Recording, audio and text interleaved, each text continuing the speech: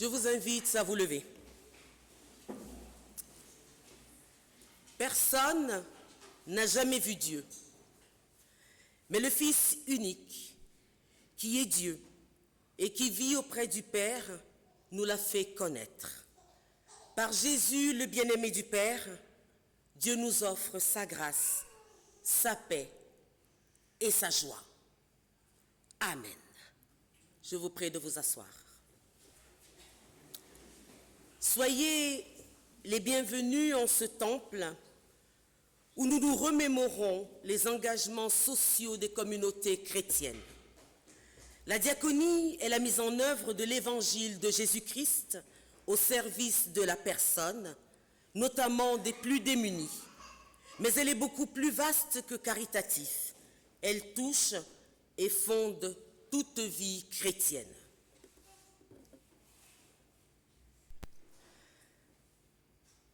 Toi qui as des oreilles pour entendre, écoute ce que l'Esprit dit à l'Église. Voici ce que dit l'Amen, le témoin fidèle et véritable, l'auteur de la création de Dieu. Voici, je me tiens à la porte et je frappe. Si quelqu'un entend ma voix et ouvre la porte, j'entrerai chez lui, je dînerai avec lui et lui avec moi. Le Christ est sur le seuil de notre maison. Il a le heurtoir à la main. Il frappe à notre porte. Que celui qui a des oreilles pour entendre tourne donc la poignée, car la porte ne peut s'ouvrir que de l'intérieur. Je vous invite à la prière. Au commencement de ce culte, Seigneur, nous savons que tu es là et que tu nous attends. En répondant à ton invitation, nous avons fait le choix d'ouvrir notre porte afin de ne pas laisser le soir descendre sur nos vies. Tu es l'hôte et tu es l'invité. Tu es le vivant au milieu de nous, celui qui se montre à nos cœurs. Nous sommes réunis en ton nom. Ton amour semble parfois caché. Nous n'avons certes pas trouvé le trésor, mais nous le croyons. Il n'est pas mort. Accorde-nous, Seigneur, de t'accueillir et de te rejoindre. Accorde-nous d'aller au-devant de toi. Amen. Levons-nous pour chanter Kumbaya, my Lord, qui signifie « Viens par ici, mon Seigneur ». Reprenons ainsi la voix et l'espérance d'un peuple opprimé et déraciné. Nous le chanterons en anglais et en français.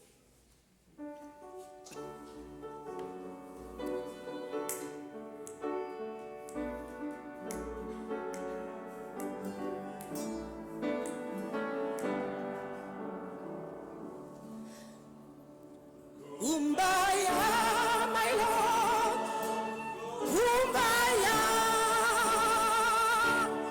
Kumbaya, my Lord, Kumbaya,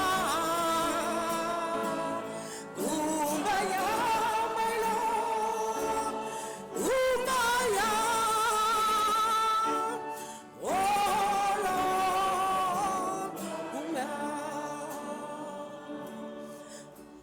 Je n'ai pas trouvé le trésor, mais l'amour caché n'est pas mort. Je n'ai pas trouvé le trésor. Mon Dieu, je te cherche encore. Viens chez moi t'asseoir, prends le pain, tu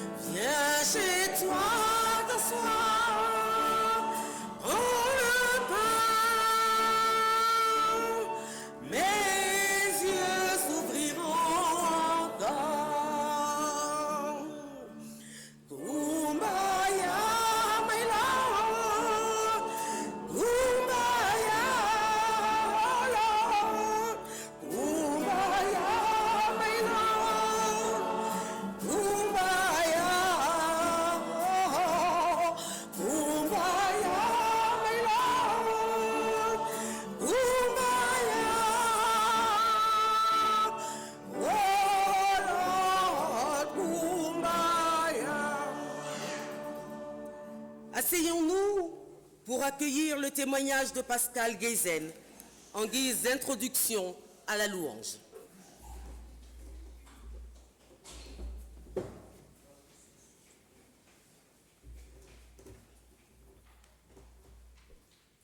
Bonjour à tous.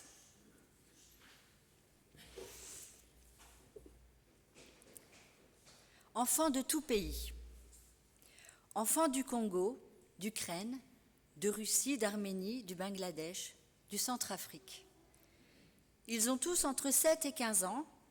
Je les ai vus hier après-midi. Ils étaient tout simplement ensemble.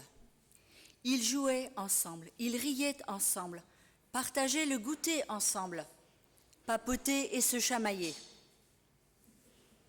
Et là, je suis avec eux, et moi aussi, je joue avec eux, je parle avec eux, et partage un moment unique et magnifique. Stop. Je m'imprègne de ce moment. Je le laisse m'habiter pleinement afin de mieux l'apprécier et d'en faire un trésor, mon trésor que j'ai aussi envie de partager à mon tour. Alors oui, ces enfants qui jouent et rigolent ensemble, ils me touchent. Ils m'ouvrent une porte sur l'espoir fou d'y croire en cette foutue paix qu'on désire tous, qu'on attend tous. Car ces enfants-là, qui vivent pourtant des drames de déracinement, sur fond de guerre et de malheur, sont capables de vivre ce mot ensemble. Quelle leçon ils me donnent et ils nous donnent. Afin d'être plus clair, voici le contexte dans lequel cela se passe. Je suis bénévole au CADA, Centre d'accueil pour les demandeurs d'asile. Et j'aide l'éducateur sur les activités du mercredi après-midi. Une fois par mois, nous accompagnons les enfants sur un lieu magnifique en pleine campagne drômoise. Une famille adorable met à disposition sa maison et son lopin de terre pour que les enfants puissent y jouer et faire le plein d'oxygène. C'est bon pour leurs poumons, mais aussi pour leur équilibre, car on le sait tous, les enfants ont besoin de jouer. Et si le contexte s'y prête, ils savent très bien le faire. Et donc, les hectares de cette ferme ont été aménagés pour eux et on y trouve les kartings, le trampoline, la tyrolienne, les petites maisons en bois pour les poupées, le tir à l'arc, les jeux d'adresse, la piscine pour l'été, la prairie, des fleurs, de beaux arbres, des oiseaux, des papillons.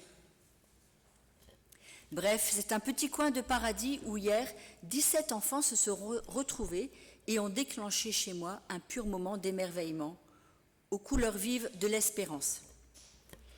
Alors merci les enfants pour la force inouïe de vie et d'espoir qu'ils nous transmettent. Merci cette belle famille qui les accueille si chaleureusement. Merci pour cet espace-temps qui témoigne que la paix entre les hommes est possible et qu'on a le droit et le devoir de toujours y croire. Et merci le CADA.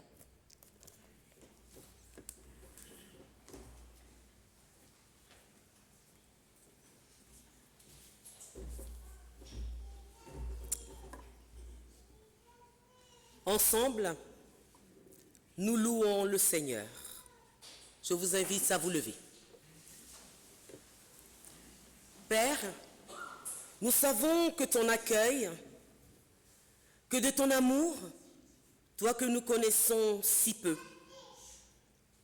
si ce n'est par le petit prisme de nos lectures, de notre court parcours de foi, de nos demi-vérités. Pour Jésus venu nous rencontrer au cœur de notre humanité, dans toutes ses dimensions, venu nous témoigner d'une tendresse infinie, nous te rendons grâce. Pour tous les agités de l'esprit, pour tous les abîmés dans leur corps, qui accueillent ta présence, ta lumière, dans le terreau de leur vulnérabilité, inconnue ou reconnue, oui Seigneur, nous te rendons grâce.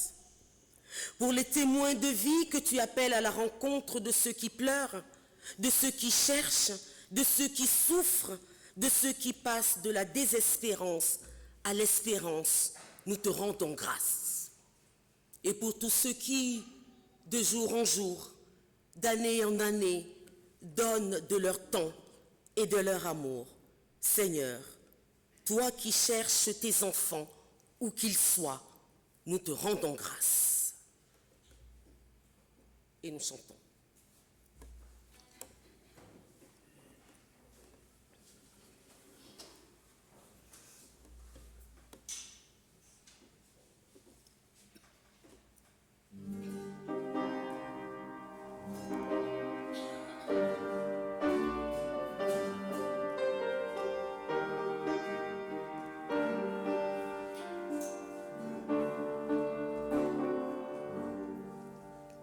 Seigneur, tu cherches tes enfants, car tu es l'amour.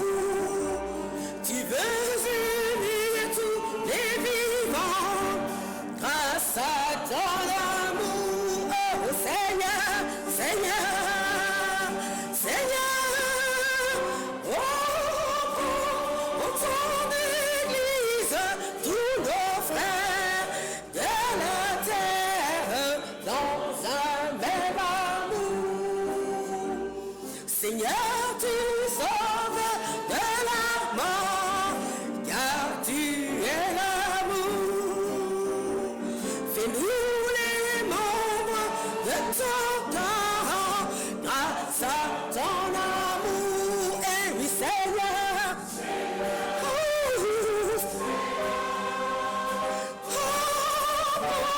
en ton Église, tous nos frères de la terre, dans un même amour. Seigneur, tu calmes notre faim, car tu es l'amour. Partage à tous le même pain, grâce à ton amour. Le Seigneur vient, Seigneur, oh, Seigneur, oh, dans ton Église, tous nos frères de la terre, dans un même amour. Seigneur, tu nous promis la paix, car tu es l'amour. Et dans son règne désormais, grâce à ton amour. Oh Seigneur, Seigneur, Seigneur, oh, prends en ton Église tous nos frères de la terre, dans un même amour. Je vous prie de vous asseoir.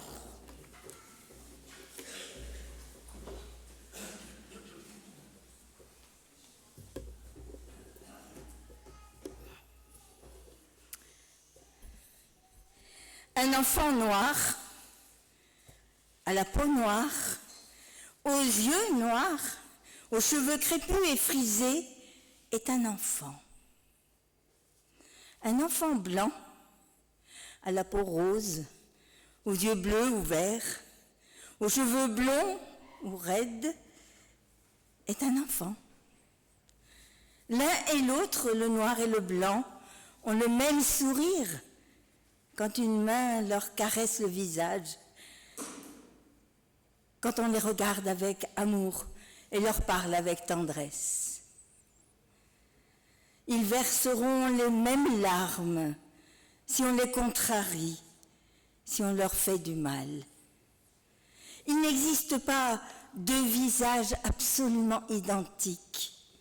Chaque visage est un miracle parce qu'il est unique. Deux visages peuvent se ressembler, mais ils ne seront jamais tout à fait les mêmes. La vie est justement ce miracle, ce mouvement permanent et bougeant et qui ne reproduit jamais le même visage. Vivre ensemble, c'est une aventure. Aventure où l'amour, l'amitié est une belle rencontre avec ce qui n'est pas moi, ce qui est toujours différent de moi et qui m'enrichit. Prions avec le mot du pasteur Robibois. Seigneur notre Dieu, tu nous as créés pleins d'inquiétudes. Tu nous as fait étrangers sur cette terre. Maintiens-nous inquiets devant la petitesse de notre œuvre, devant la grandeur de tes commandements, devant le temps qui passe et chaque heure perdue, devant notre égoïsme et notre incapacité de servir, devant notre injustice et l'injustice parmi les hommes. Dans l'attente de ton jugement, et garde aussi notre foi dans cette inquiétude. Seigneur, reste avec nous et ne nous abandonne pas à nous-mêmes. Ô Seigneur, aie pitié de nous. Amen.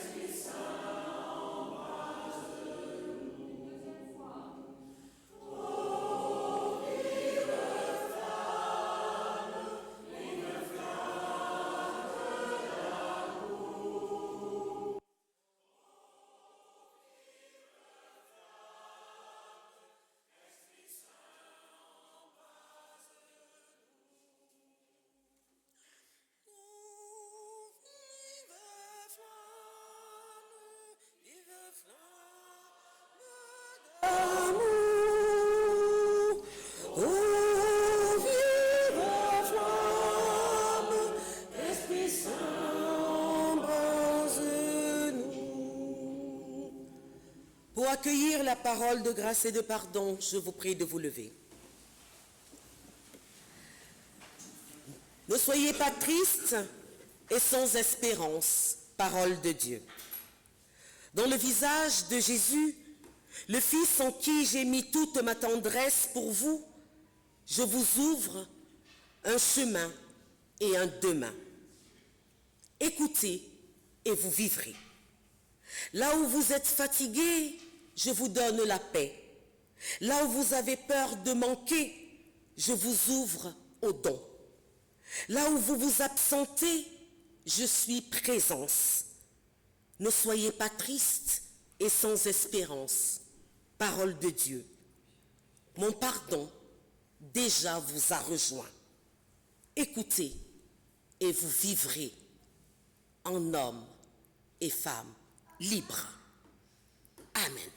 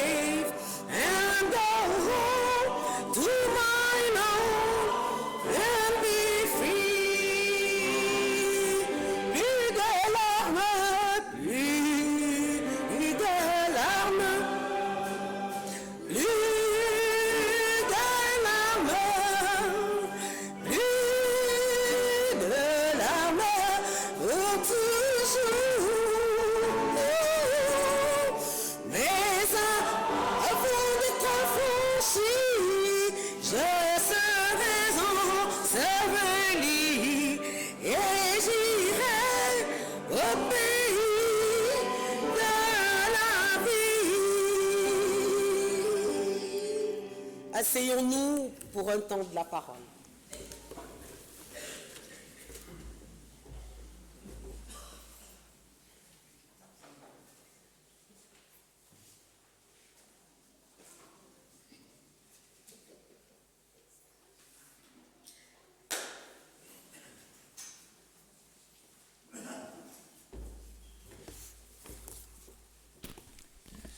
Bonjour à toutes et à tous. Et merci de m'avoir invité en tant que pasteur et président du diaconat protestant de Romardèche pour cette journée que vous avez choisi de consacrer à la diaconie. On est plusieurs à représenter le diaconat protestant. Vous avez déjà entendu Pascal Guézen tout à l'heure, qui est une bénévole, comme elle en a témoigné. Il y a aussi Christine Grossin, qui est là, présente, et qui animera notamment l'après-midi avec des informations sur les différentes actions du diaconat protestant. Le diaconat est à l'honneur cette semaine, c'est un peu exceptionnel, mais lundi, il y avait une émission sur RCF, sur l'engagement bénévole au sein du diaconat protestant. Jeudi, une pleine page dans le Dauphiné libéré sur les projets et les actions du diaconat protestant. Et aujourd'hui, vous avez cette journée consacrée à la diaconie, où vous avez invité le diaconat pour venir présenter un petit peu quelques aspects en tout cas, de son travail. Avant de nous plonger ensemble dans les Écritures, je vous invite à la prière. Seigneur, tes pensées ne sont pas nos pensées, et tes projets ne sont pas nos projets. Autant le ciel est élevé au-dessus de la terre, autant tes pensées sont élevées au-dessus de nos pensées et tes projets au-dessus de nos projets. Mais nous le savons, la pluie et la neige descendent du ciel et elles n'y retournent pas avant d'avoir arrosé la terre, fécondé la terre, fait germer les plantes, donné de la semence à celui qui cultive et du pain à celui qui a faim. Eh bien, Seigneur, qu'il en soit ainsi pour la parole qui sort de ta bouche, qu'elle ne retourne pas à toi sans effet, sans avoir exécuté tous tes projets, sans avoir fait aboutir ta volonté. Amen. Alors, oubliez Christian Bonnet pour un petit moment, et ce matin, je me présente à vous sous le nom de Ésaïe. Je m'appelle Ésaïe, et je vis 2600 ans avant vous. Mon nom signifie Yahvé sauve. J'ai été appelé par Dieu à devenir son porte-parole. Vous dites un prophète. À l'époque où je vis, de grands ensembles, de grands empires essayent d'imposer leur domination sur le monde et ils sont en rivalité les uns avec les autres. Ils assoient leur pouvoir sur leurs forces militaires, oui, mais aussi sur leur influence économique. Et en échange de la protection qu'ils assurent sur les petits pays, eh bien, ils exigent d'eux des contributions financières très importantes, sous forme de taxes en espèces ou en nature. Ça peut être du bois, des métaux, des minerais, des céréales, du bétail, etc. Et ces taxes contribuent quelquefois à appauvrir considérablement les pays qui sont leurs vassaux. Mais comment faire autrement? Tenter de se rallier à un autre de ces empires, c'est jouer un jeu dangereux. D'une part, parce que les représailles seront terribles, et d'autre part, parce que l'autre empire aura besoin à terme de réaliser le même retour sur investissement. Cette situation internationale difficile a des conséquences directes sur la situation dans mon pays.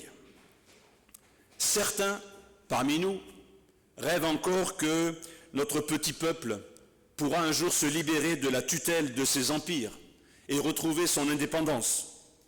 Mais qu'est-ce que nous pesons face à ces énormes mastodontes? La plupart tentent de s'en accommoder et la classe dirigeante, pour pouvoir payer les taxes sans diminuer son train de vie fastueux, eh bien, elle pressure le petit peuple. Elle ne paye pas le travail à sa juste valeur, elle contraint les gens à s'enfoncer dans la misère. Tenez-vous bien, certains travailleurs sont tellement pauvres qu'ils sont obligés d'emprunter de l'argent pour s'en sortir. Et à qui empruntent-ils de l'argent? Je vous pose la question. Aux riches qui les ont exploités jusque-là. Et avec quoi vont-ils rembourser puisqu'ils gagnent si peu? Eh bien, comme ils n'arrivent pas à payer leurs dettes, ils sont obligés de se vendre eux-mêmes comme esclaves, ou de vendre leurs enfants comme esclaves. Et de plus en plus de gens autour de moi sont dans cette situation. Ils ont perdu toute liberté, toute autonomie. Ils ne sont plus maîtres de leur destin. Et pendant ce temps, les riches continuent à s'enrichir. Ils continuent à prier et à aller au culte comme si de rien n'était. Ils accomplissent leurs devoirs religieux et pensent ainsi se donner bonne conscience. Ils croient servir Dieu et être en règle avec lui. Alors moi, Ésaïe, prophète du Seigneur, est-ce qu'il n'est pas de mon devoir de dénoncer une telle attitude?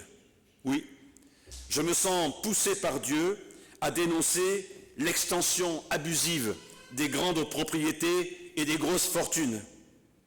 Je me sens poussé par Dieu à dénoncer l'arrogance, l'oisiveté et le luxe dans lequel vit la noblesse. Je me sens poussé par Dieu à dénoncer la corruption des juges et toutes les injustices commises au détriment des plus faibles. En bon connaisseur des traditions de mon peuple, je n'oublie pas que Moïse nous a donné 2 commandements majeurs dans la loi qu'il a reçue de Dieu. Le premier, dans le livre du Deutéronome. Tu aimeras le Seigneur ton Dieu de tout ton cœur, de toute ton âme, de toute ta force et de toute ta pensée. Et le second, tout aussi important, dans le livre du Lévitique. Tu aimeras ton prochain comme toi-même. Or, pour nous les prophètes, il est clair que ces 2 commandements ne peuvent pas être séparés. Le cœur de l'homme est trop enclin à la cupidité, au péché, on pourrait dire d'une certaine manière, à la recherche égoïste de sa tranquillité pour que l'amour du prochain apparaisse de manière spontanée dans son cœur. Le soi-disant amour que les gens ont pour Dieu, s'il n'est pas immédiatement mis en application dans des gestes concrets de solidarité, eh bien, il n'est qu'une hypocrisie. Une manière facile de se donner bonne conscience, mais cela ne correspond pas au projet que Dieu avait pour son peuple. Dieu rêve d'un peuple solidaire, où la terre qu'il a donnée nourrisse tout le monde, où les injustices qui apparaissent sont rapidement réparées, où les personnes les plus vulnérables de la société, les veuves, les orphelins, les handicapés, les étrangers, eh bien ces personnes-là font l'objet d'une attention particulière. Dieu veut un peuple qui accepte de vivre dans une sobriété heureuse et qui soit porteur de paix et d'espérance pour le monde entier. Hélas, l'attente du Seigneur a été déçue. Aussi, voilà ce que le Seigneur m'a chargé de dire à son peuple. Ainsi parle le Seigneur. Voici la forme de culte qui me plaît, et vous le savez bien. C'est libérer ceux qui sont injustement enchaînés. C'est les délivrer des contraintes qui pèsent sur eux. C'est rendre la liberté à ceux qui sont opprimés. Bref, c'est supprimer tout ce qui les maintient en esclavage. C'est partager ton pain avec celui qui a faim. C'est ouvrir ta maison aux pauvres et aux déracinés. C'est fournir un vêtement à celui qui n'en a pas. C'est ne pas te détourner de celui qui est ton frère. Alors, ce sera pour toi l'aube d'un jour nouveau. Ta plaie ne tardera pas à se cicatriser. Le salut te précédera et la gloire du Seigneur fermera ta marche. Quand tu appelleras, le Seigneur te répondra. Quand tu demanderas de l'aide, il dira « J'arrive ». Si tu cesses chez toi de faire peser des contraintes sur les autres, de les ridiculiser en les montrant du doigt ou de parler d'eux méchamment, si tu partages ton pain avec celui qui a faim, si tu réponds aux besoins des malheureux, alors la lumière chassera l'obscurité dans laquelle tu vis actuellement. Au lieu de vivre dans la nuit, tu seras comme en plein midi. Le Seigneur restera ton guide, même en plein désert. Il te rassasiera et te rendra des forces. Tu seras comme un jardin bien arrosé, comme une fontaine abondante, dont l'eau ne tarit jamais. Alors, tu relèveras d'anciennes ruines et tu rebâtiras sur des fondations abandonnées depuis longtemps. On te nommera ainsi le peuple qui répare les brèches dans les murailles et qui redonne vie aux ruelles de la ville.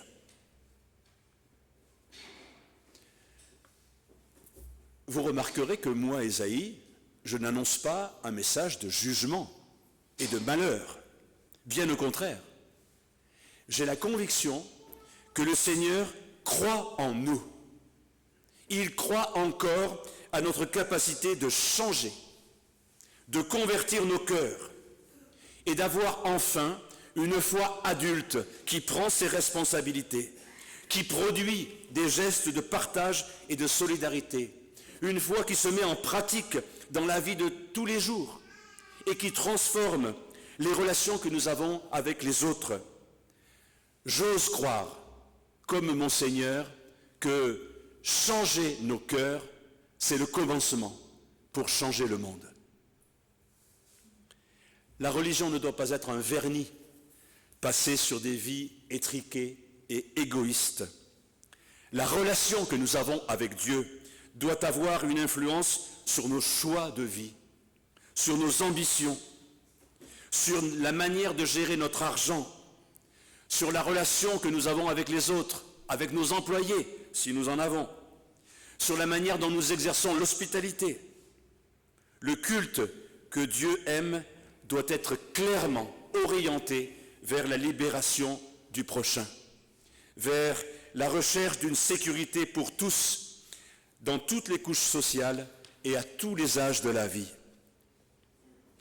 Attention, Dieu ne dit pas qu'il ne faut plus lui rendre un culte, ou qu'il est devenu inutile d'aller au temple, ou de prier, ou de jeûner. Mais un culte qui ne sert qu'à nous rassurer sur notre propre salut, ou bien à cultiver notre ego spirituel, est un culte malsain, qui ne correspond pas à la foi responsable que le Seigneur veut mettre dans nos cœurs. Le culte véritable est celui qui nous fait aimer Dieu et qui, dans un même élan, nous rend solidaires de toutes les personnes malmenées par la vie. Le culte véritable nous conduit vers plus de solidarité. Oui, la conséquence de toute démarche spirituelle authentique, c'est de devenir solidaire de son prochain, et notamment de celui qui vit dans une forme de servitude, celui qui est sans défense, celui qui ne mange pas à sa faim, celui qui est sans abri, celui qui a été obligé de quitter sa maison ou son pays, celui qui n'a pas de vêtements. La liste que je vous donne ainsi de la part du Seigneur n'est pas limitative.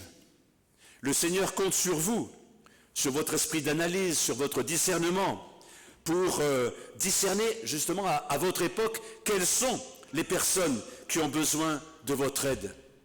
En réponse à quelle détresse sociale votre foi en Dieu peut vous amener à poser des gestes concrets de solidarité et de partage.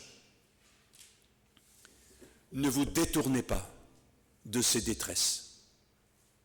Ne les considérez jamais comme inéluctables, comme la conséquence d'une conjoncture internationale, politique, économique, sur laquelle vous n'avez pas de prise. La misère qui vous entoure, ce ne sont pas des chiffres, ce ne sont pas des statistiques, ce ne sont pas des abstractions, ce sont des personnes comme vous, des hommes, des femmes, des enfants. Considérez celui qui a faim comme celui qui est votre propre chair, c'est-à-dire comme votre propre descendance. Si vous voyez vos enfants dans le besoin, est-ce que vous n'allez pas leur venir en aide? Pourquoi en serait-il autrement pour ceux que le Seigneur considère comme ses enfants? Peut-être ne partagez-vous pas, ou pas beaucoup en tout cas, parce que vous avez peur. Peur de manquer un jour, vous aussi, ou peur que l'argent que vous donnez soit mal utilisé. Ne laissez pas de telles pensées ténébreuses envahir vos cœurs. Accueillez en vous la confiance en Dieu. Le Seigneur m'a chargé de vous dire que si vous laissez exprimer votre générosité à l'égard du prochain, eh bien, votre vie en sera comme illuminée. Vous-même, vous connaîtrez une forme de guérison parce que vous serez libérés du démon de la peur et de l'inquiétude par rapport à l'avenir. Le Seigneur lui-même prendra soin de vous et il vous protégera. Il ne vous laissera manquer de rien. Il assurera votre protection rapprochée. Peut-être n'êtes-vous pas encore totalement convaincu. Et vous vous demandez, mais comment le Seigneur va-t-il s'y prendre pour ne pas me laisser dans le besoin? La réponse est toute simple. Si tu t'efforces de supprimer ce qui écrase les autres, si tu renonces aux discours de haine et aux gestes malfaisants, tu amorces un cercle vertueux. Tu crées les conditions d'une solidarité qui n'est pas à sens unique. Tu deviens membre d'une communauté de partage sous le regard du Seigneur. Alors, là où il y avait le chacun pour soi, eh bien désormais il y a Dieu pour tous. Toujours le Seigneur guidera tes pas et tes choix. Ta destinée sera toujours dans ses mains. Alors, cesse de te lamenter sur l'état du monde actuel. Arrête de pleurer sur les injustices ou sur les malheurs qui frappent tes contemporains. Le Seigneur te délègue aujourd'hui une responsabilité. Tu trouves que ce monde se dessèche et qu'il devient comme une sorte de désert? Eh bien, le Seigneur fait de toi une fontaine jaillissante, capable d'abreuver et de faire renaître la vie. Tu deviens dans ce monde comme un arbre de vie qui porte du fruit pour la guérison des nations. Tu trouves que ce monde est en ruine et qu'il ne correspond plus à l'idéal que tu portes en toi. Eh bien, le Seigneur fait de toi un bâtisseur qui reconstruit sur des fondations oubliées, un urbaniste talentueux capable de recréer une ville agréable à vivre. N'oublie jamais ce principe que te donne le Seigneur. Ce qui rend un pays habitable, c'est lorsque celui qui a faim, qui est nu ou qui est sans abri, est secouru et trouve du réconfort. Voilà le projet de société que le Seigneur est désireux de construire avec toi. Voilà le service que le Seigneur attend de toi. Il n'y a pas d'autre manière de lui faire plus plaisir, de mieux le servir, de mieux l'honorer que celui-là. À toi d'ouvrir un chemin. Mais tu n'es pas seul sur ce chemin.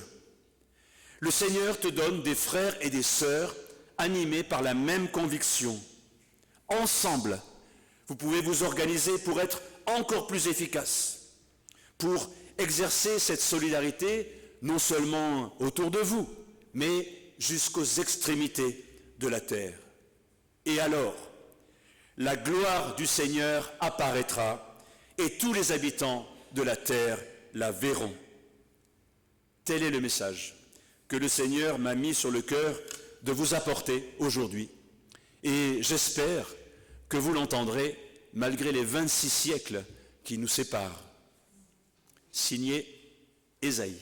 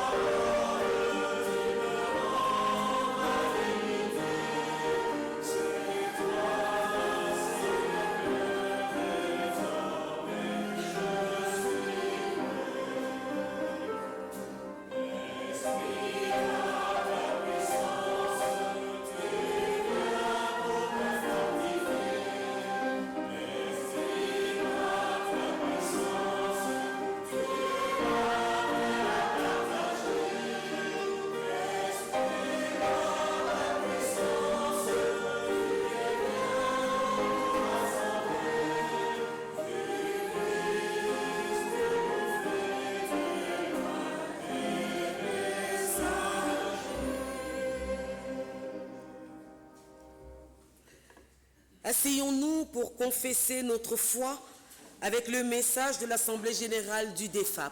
Nous nous asseyons en raison de sa longueur et nous dirons le texte ensemble.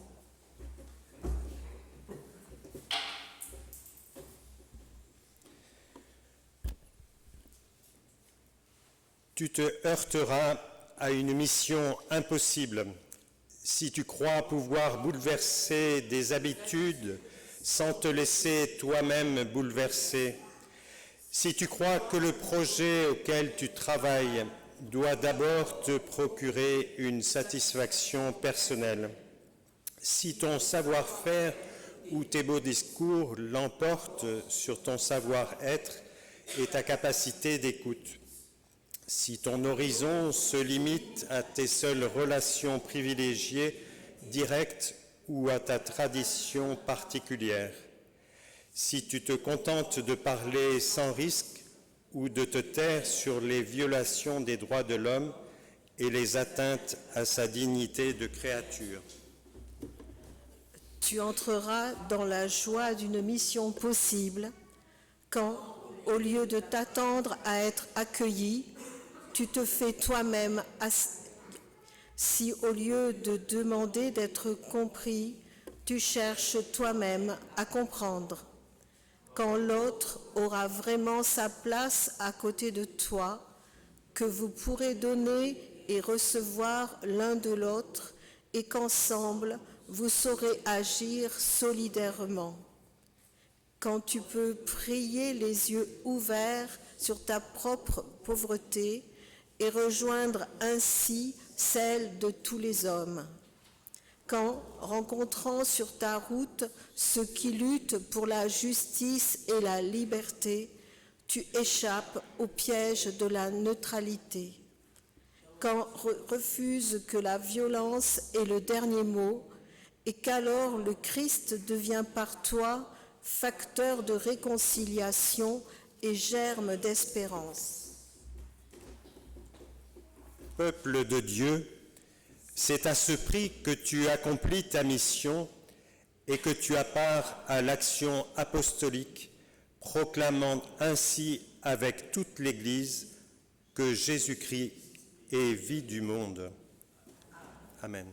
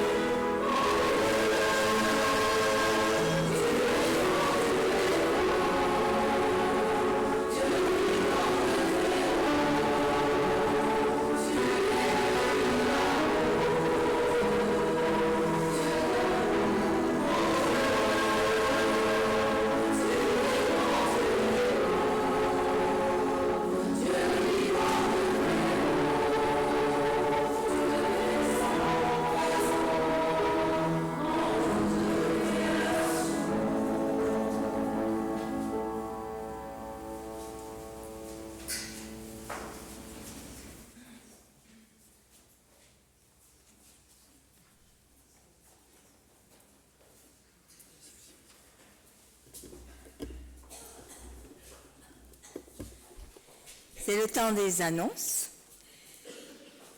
Pour Saint-Péret, deux événements dans cette semaine qui vient. Le premier, il est Valence de Rive.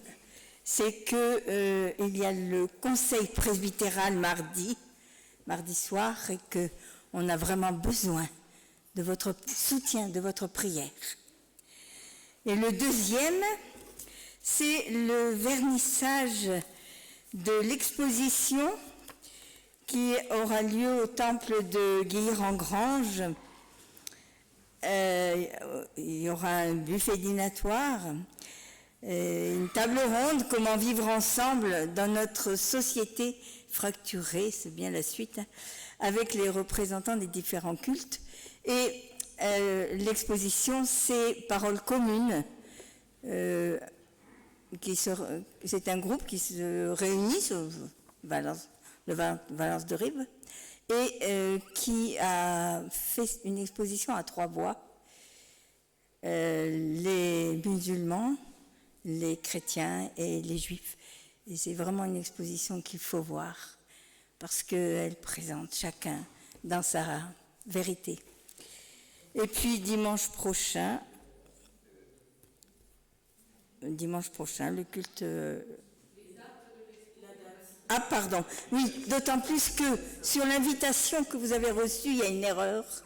Il y a marqué mardi 4. Et en fait, notre calendrier dit que le 4, c'est mercredi.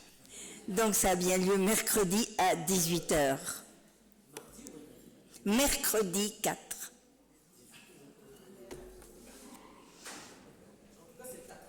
En tout cas, c'est 4. C'est mercredi et c'est 18h.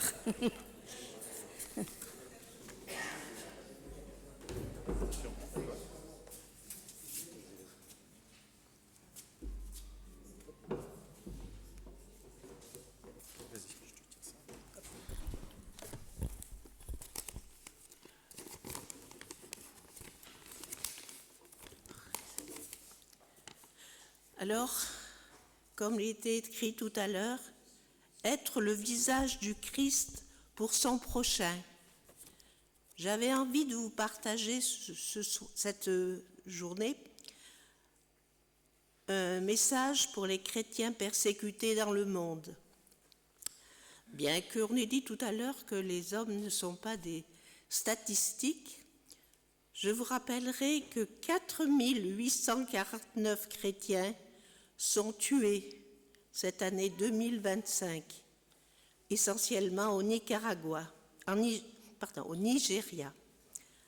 3632 églises ont été ciblées, la majorité en Chine, brûlées ou complètement anéanties. 4712 chrétiens détenus, dont la majorité en Inde. 3302 chrétiens kidnappés, surtout au Nigeria. Et je vous ai apporté une carte.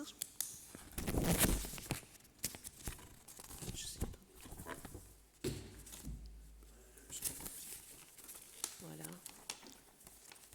Une carte qui indique les pays où ces atrocités sont commises.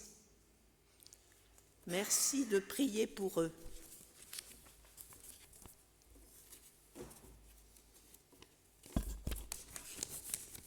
Je mettrai la carte au fond du temple pour que vous puissiez voir de plus près.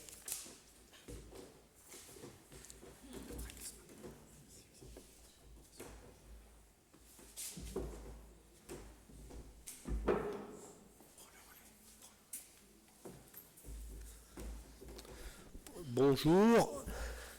Donc, mardi 3 février, il y aura aussi une rencontre de la commission de la commanderie hospitalière. Voilà, vous pouvez aussi porter ça dans la prière, parce que donc il y a le projet de chercher un nouvel aumônier. Le même mardi 3 février, à 20h30, il y aura la prière de Thésée, 28 rue du Mulhouse. Le vendredi 6, la pastorale consistoriale à Romans. Culte à Délécère et à l'EHPAD des Sèvres. Le vendredi 6 février, il y aura aussi le groupe biblique œcuménique à 18h à la salle Sainte-Catherine, donc sur la base du dossier établi par le bibliste régional avec toute une équipe, dont Anomel Clément, sur la fratrie dans la Bible. Donc, le 8 février, je voulais vous faire part, avec le regain d'antisémitisme que connaît la France et le monde, l'amitié judéo-chrétienne, à sa manière, vous convie à une journée de Drôme Ardèche, vous invite à une journée d'études sur le non-sacrifice d'Isaac dans le Midrash et chez les pères d'Église. Donc c'est une étude en commun et une analyse de texte à partir et dans la suite de Genèse 22 avec l'enseignant, historien des religions et chercheur à l'université et au CNRS Aix-en-Provence. Donc dimanche prochain de 10h à 17h à la maison diocésaine 11 rue du Clos Gaillard. Donc chacun apporte de quoi pique-niquer de midi et demi à 1h30. Ceux qui veulent peuvent venir aussi l'après-midi. Voilà, des frais sont engagés pour l'organisation de cette journée et nous encourageons chacun à une participation libre et responsable. Donc ça, c'était dimanche prochain, 8 février. Et le vendredi 13 février, à 19h30 au Petit Charan, l'Église protestante unie de Valence et environ organise donc une soirée de réflexion sur la Sainte Seine. Et pour cette deuxième soirée, l'Église a invité la professeure Elisabeth Parmentier de la faculté de théologie protestante de Genève, présidente protestante du groupe des Dombes. Donc elle traitera le sujet suivant, la Sainte Seine, l'Eucharistie, les polémiques des réformateurs et de l'Église catholique et leurs déplacements. Voilà, donc c'est une dimension œcuménique aussi. Donc voilà, je crois que c'est tout.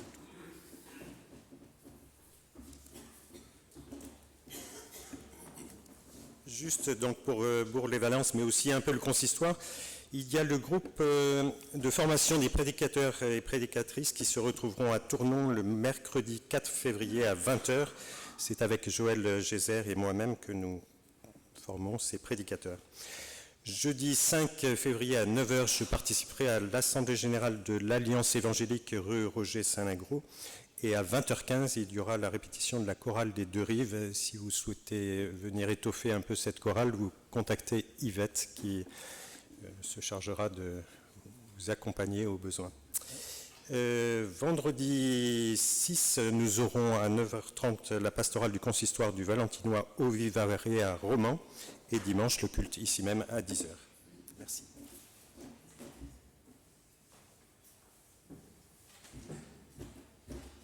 Le pasteur Olivier Rieussé vient d'être nommé par le Conseil régional de la région parisienne et le Conseil presbytéral de Sens, pasteur à Sens, à partir du 1er mars. Donc il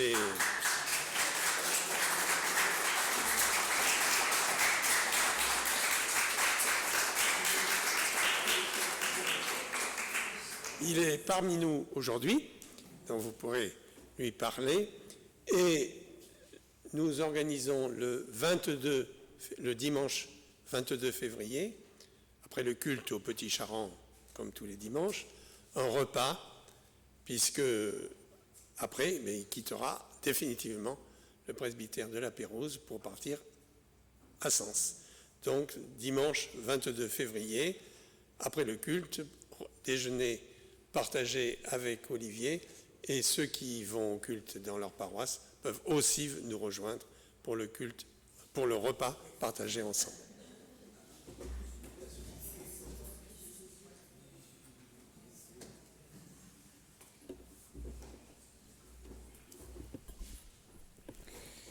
Voici venu le moment de l'offrande que chacun de vous donne comme il l'a reçu dans son cœur, sans tristesse ni contrainte, car Dieu aime celui qui donne avec joie.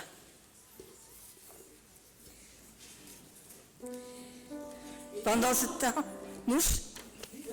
Et pendant ce temps, nous allons chanter.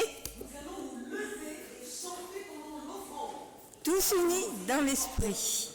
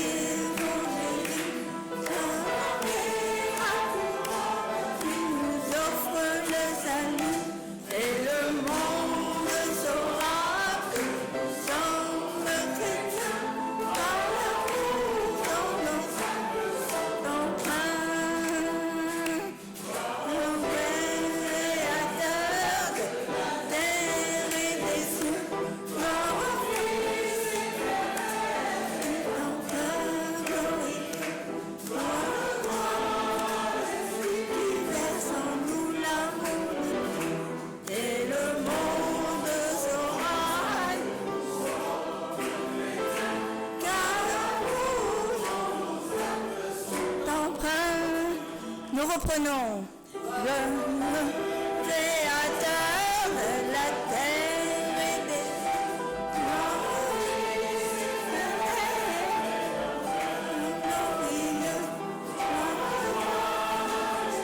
il verse en nous l'amour de Dieu et le monde saura que nous sommes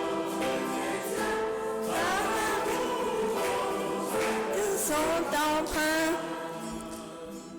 Nous restons debout pour consacrer notre offrande. Seigneur notre Dieu, notre Père, nous n'avons rien à t'offrir qui ne vienne de toi. Accepte cependant cette offrande et apprends-nous à en user conformément à ta volonté. Veuille te servir de ces graines de moutarde afin que, pour la joie de ton Église, des montagnes soient déplacées, des œuvres de la foi accomplies et le salut de nos frères et de nos sœurs. Amen. Et nous chantons.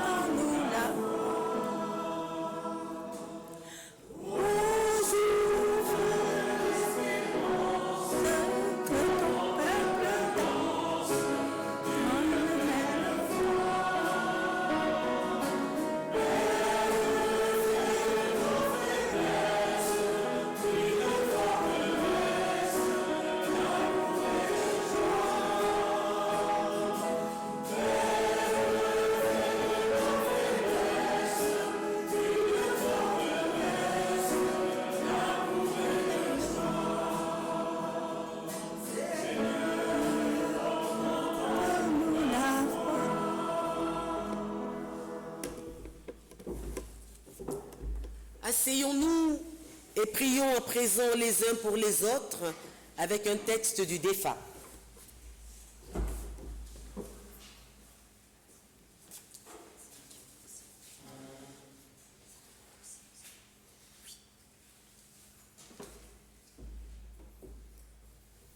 Quelle histoire pour une brebis perdue.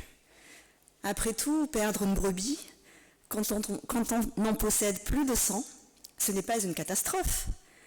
Mais pour toi, Seigneur, plusieurs milliards d'êtres humains n'empêchent pas chacun d'être unique à tes yeux. Seigneur, toi qui rencontres, sans jamais te lasser, les pécheurs, les publicains, les prostituées, les malades et les petites gens, élargis mon regard si limité, moi qui ai déjà du mal à reconnaître les gens de mon quartier. Seigneur, toi qui par ton regard, tes gestes, ta vie tout entière révèle à chacun que le règne de l'amour s'est approché de lui. Ouvre mon cœur si étroit, afin que même perdu dans l'anonymat des foules, aucun visage ne me soit jamais insignifiant.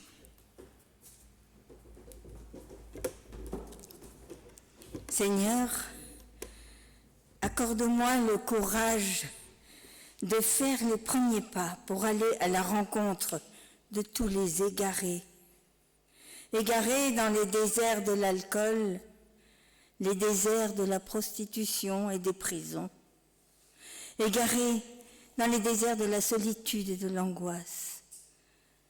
Les déserts des pseudo-richesses et des mondanités, du temps perdu et du temps gâché. Seigneur, accorde-nous cette intime et divine conviction que tout homme est unique.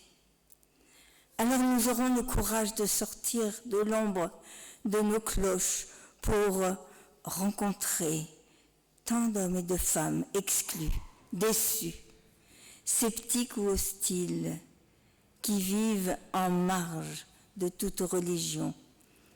Accorde-nous assez de respect et de délicatesse pour être signes, humbles et discrets.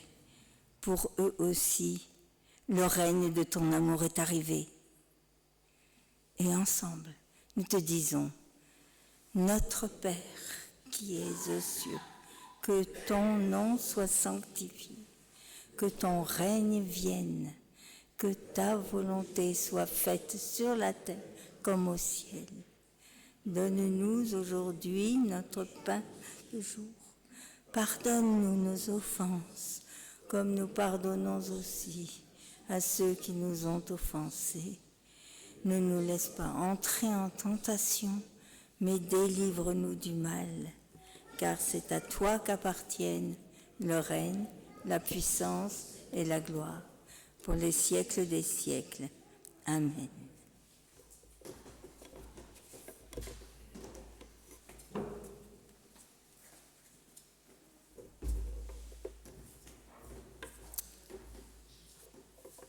La paix aurait pu être une fleur sauvage, de ces fleurs que nul ne sème ni ne moissonne. La paix aurait pu être de ces fleurs des prés que l'on trouve toutes faites un beau matin, au bord d'un chemin, au pied d'un arbre ou au détour d'un ruisseau. Il aurait suffi de ramasser la paix comme on ramasse des champignons, ou comme on cueille la bruyère, ou la grande marguerite. Au contraire, la paix est un travail.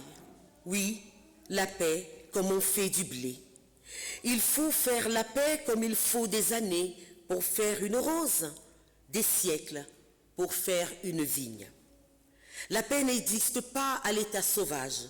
Il n'y a de paix qu'à visage humain.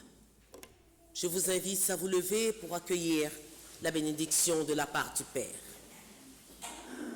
Le Seigneur vous devance, le Seigneur vous suit, le Seigneur est à vos côtés, le Seigneur est en dessous de vous pour vous porter, le Seigneur est au-dessus de vous pour vous bénir, le Seigneur est en vous par son esprit pour vous guider et pour vous dynamiser.